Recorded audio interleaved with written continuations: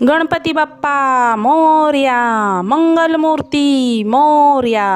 सर्वांना गणेश चतुर्थीच्या हार्दिक शुभेच्छा। शनिवार दिनांक 7 सप्टेंबर 2024 रोजी आपल्या सर्वांच्या घरी लाडक्या गणपती बाप्पाचे आगमन होणार आहे।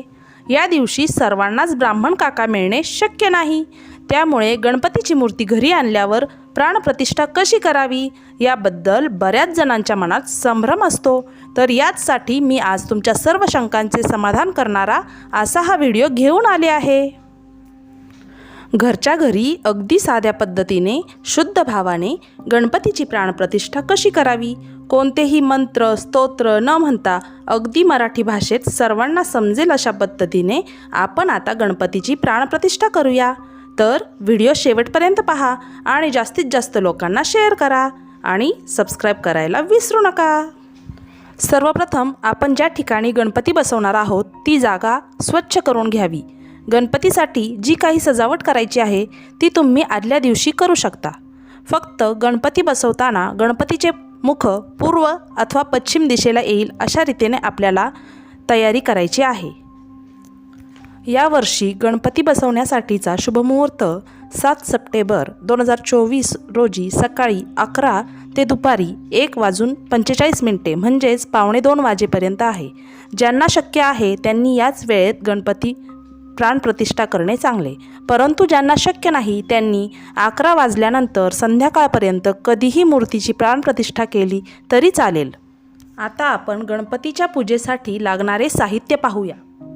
तर गणपतीच्या पूजेसाठी आपल्याला स्वच्छ पाणी, तांदूळ, पंचामृत, हळदी कुंकू, अक्षता, माचीस, सुपारी, गूळ, खोबरे, कापसाची वस्त्रे, घंटा, कापूर, पाणी, फळे, नैवेद्य, फुले, कलश, नारळ आणि हात पुसण्यासाठी एक नॅपकिन अशा प्रकारचे साहित्य आपल्याला पूजेसाठी लागणार आहे।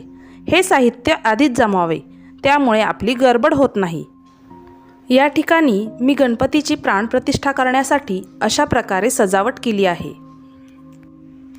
यासाठी टेबलवर एक पाट ठेवला आहे आणि त्या पाटावर नवे किंवा लाल रंगाचे वस्त्र टाकावे आणि त्या वस्त्रावर स्वस्तिक काढून घ्यावे।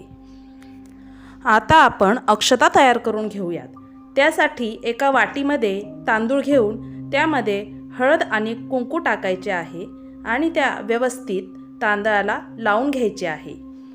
आता आपल्या अक्षता तयार झाल्या आहे।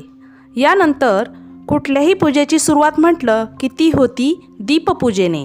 आता आपण दिव्याची पूजा करून घेऊया। त्यासाठी सर्वप्रथम आपण दीप प्रज्वलित करून घेऊया। दिव्याची पूजा करताना दिव्या दिव्या दीपकार हा साधा श्लोक म्हटला तरीही चालेल।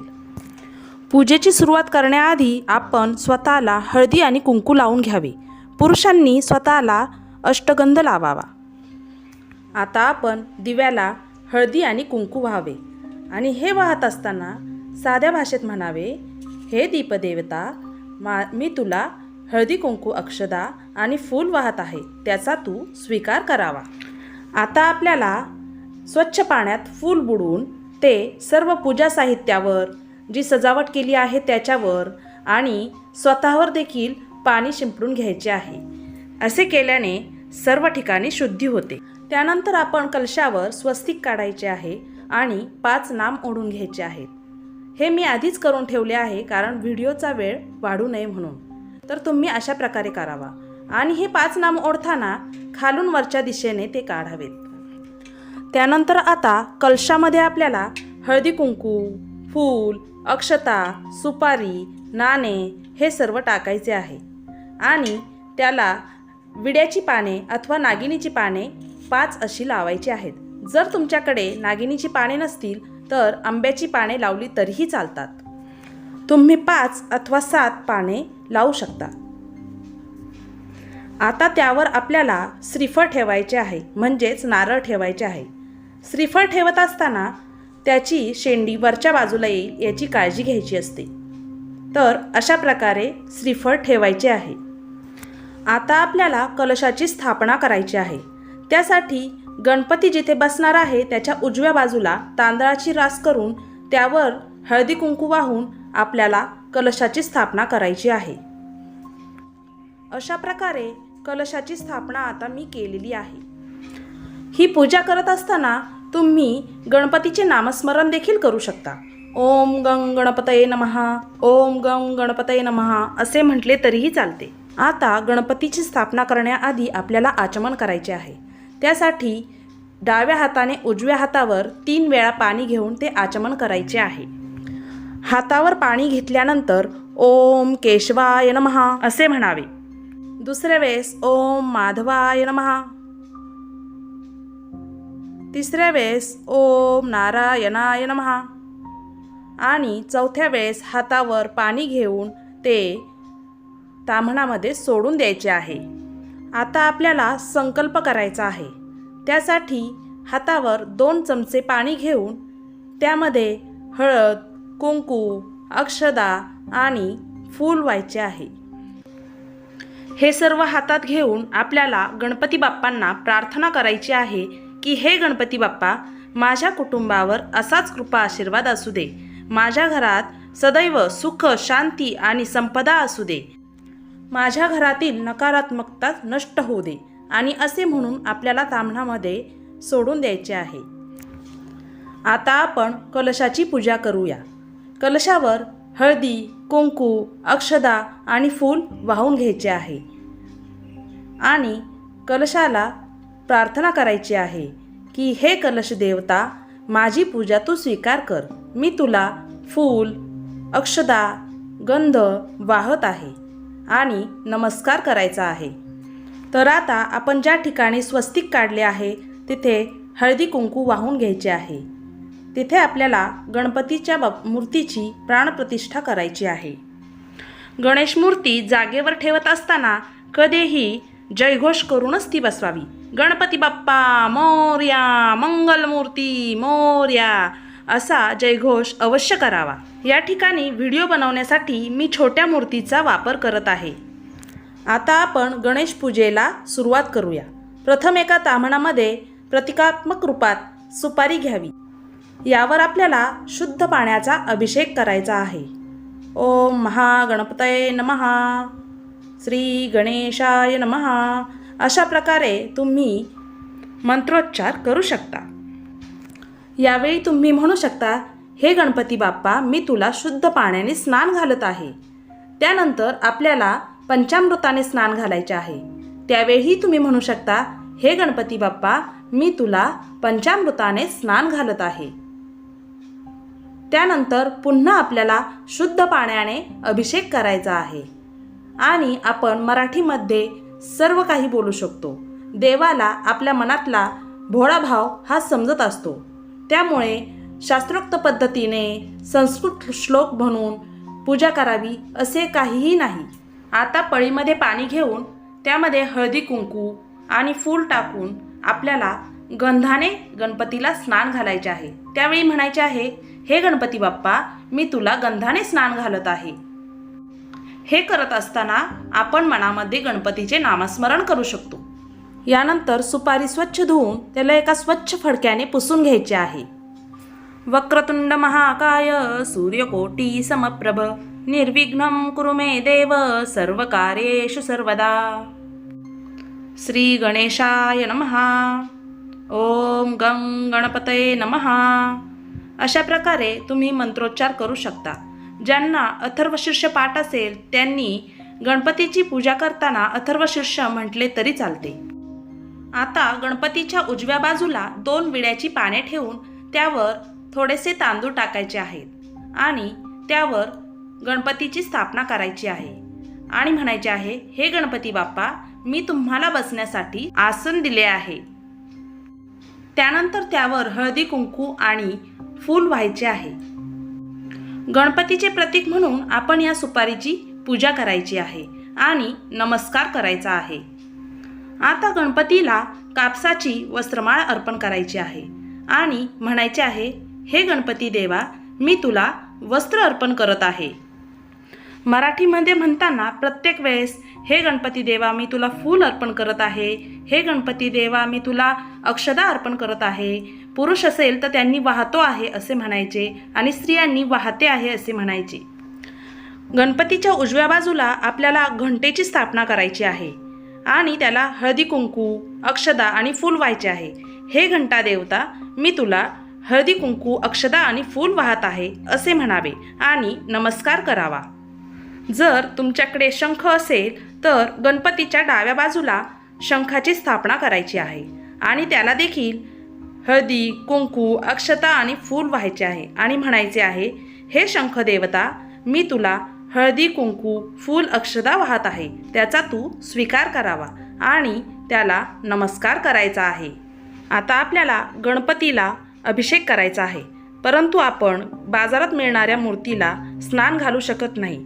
त्यामुळे आपण शुद्ध पाण्यात फूल बुडवून गणपतीच्या अंगावर ते शिंपडायचे आहे. नंतर पंचामृतात बुडवायचे आणि पुन्हा एकदा स्वच्छ पाण्याने शिंपडायचे आहे. हे करत असताना गणपतीचे नामस्मरण करायचे आहे. ओम गंग गणपतये नमः, ओम गंग गणपतये नमः. आता आपल्याला गणपतीसमोर विडा ठेवायचा आहे. या विड्यावर आपण हळकुंड, सुपारी, खारी, बदाम, एक नाणे अशा प्रकारे ठेवू शकतो. काही ठिकाणी 5 विडे ठेवले जातात, तर काही ठिकाणी 7 विडे ठेवण्याचीही पद्धत आहे. तुमच्याकडे जशी पद्धत आहे त्याप्रमाणे तुम्ही विडे ठेवू शकता. आता सगळ्यात महत्त्वाचा भाग गणपतीमध्ये प्राण आणण्याचा आहे. तर त्यासाठी आपला उजवा हात गणपतीच्या हृदयावर म्हणजेच डाव्या बाजूला ठेवायचा आहे आणि आपला डावा हात आपल्या हृदयावर ठेवायचा आहे आणि डोळे बंद करून म्हणायचे आहे, हे गणपती बाप्पा, आम्ही आमच्यातले प्राण प्रतिष्ठापित करीत आहोत, तर तुमच्यामध्ये प्राण येऊ दे. ओम गंग गणपतये नमः, ओम गंग गणपतये नमः असे म्हणायचे आहे. त्यानंतर आपण आता दुर्वा घ्यायची आहे आणि तिची टोके शुद्ध तुपात बुडवायची आहे आणि ती दुर्वा गणपतीच्या प्रत्येक अवयवाला लावायची आहे. गणपतीच्या दोन्ही डोळ्यांना, हातांना, छातीला, पोटाला, पायाला अशा सर्व अवयवांना दुर्वा लावायची आहे. त्यामुळे गणपतीमध्ये प्राण प्रतिष्ठापित होत असतात. आता गणपती बाप्पांना वस्त्रमाळ अर्पण करायची आहे आणि म्हणायचे आहे, हे गणपती बाप्पा, मी तुला वस्त्र अर्पण करत आहे, त्याचा तू स्वीकार कर. आता गणपतीला पुष्प व्हायचे आहे. गणपतीसाठी तुम्ही विविध प्रकारचे अलंकार वापरू शकता. या ठिकाणी मी छोटीशी मूर्ती तुम्हाला बसवून दाखवत आहे, त्यामुळे मला इथे ते करणे शक्य नाही. आता गणपती बाप्पाला जानवे व्हायचे आहे. जानवे वाहत असताना गणपती बाप्पाच्या डाव्या खांद्यावरून उजव्या हाताखाली येईल याची खबरदारी घ्यावी. यानंतर बाप्पाला हळदी कुंकू, पुष्प, अक्षता व्हायच्या आहेत आणि म्हणायचे आहे, गणपती बाप्पा, मी तुम्हाला हळद कुंकू, गंध, अक्षता वाहत आहे, त्याचा तुम्ही स्वीकार करावा आणि नमस्कार करायचा आहे. ओम गंग गणपतये नमः, ओम गंग गणपतये नमः. यानंतर आता आपल्याला गणपतीला दुर्वा व्हायच्या आहेत आणि दुर्वा वाहिल्यानंतर म्हणायचे आहे, गणपती बाप्पा, मी तुला दुर्वा वाहत आहे, त्याचा तू स्वीकार करावा. गणपतीला दुर्वा ह्या अतिप्रिय असतात.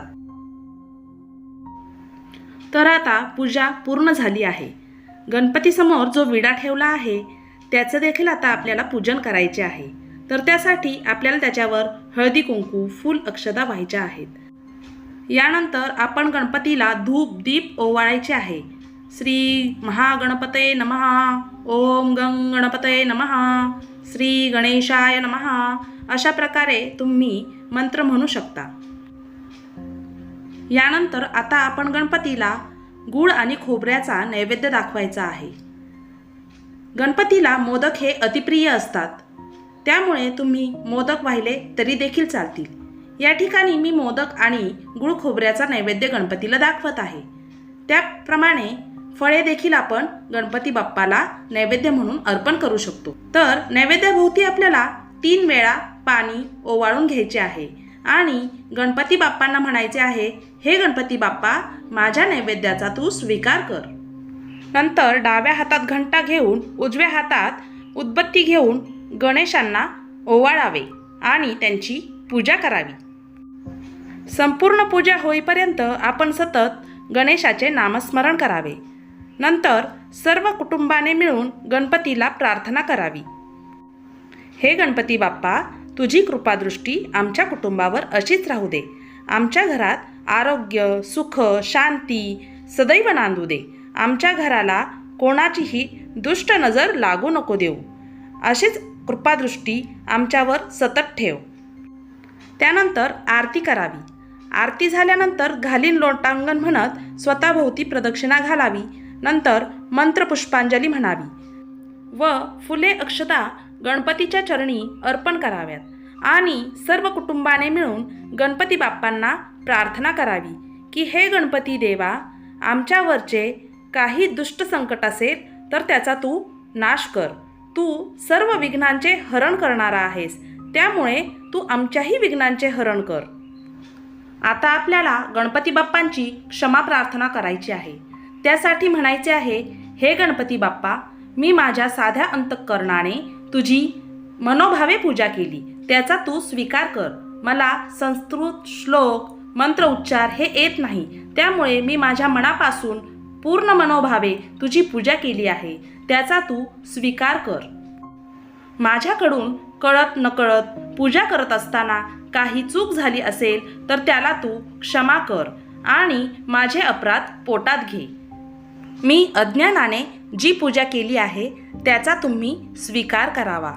माझ्या साध्या पूजेला तुम्ही मान्यता द्यावी आणि मी केलेल्या पूजेमुळे तुम्ही माझ्यावर प्रसन्न व्हाल अशी मी अपेक्षा करते. अशा प्रकारे आपली गणपती बाप्पाची प्राणप्रतिष्ठा संपूर्ण झाली आहे.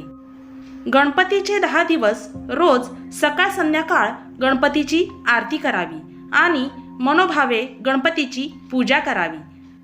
तर गणपतीची घरच्या घरी साध्या सोप्या पद्धतीने कशी प्राणप्रतिष्ठा करायची हे मी तुम्हाला आज दाखवले आहे. अपेक्षा करते तुम्हाला माझा हा व्हिडिओ नक्कीच आवडला असेल तर नक्की लाईक, शेअर आणि कमेंट करा आणि असेच नवनवीन व्हिडिओ बघण्यासाठी माझ्या चॅनलला सबस्क्राईब करा. धन्यवाद.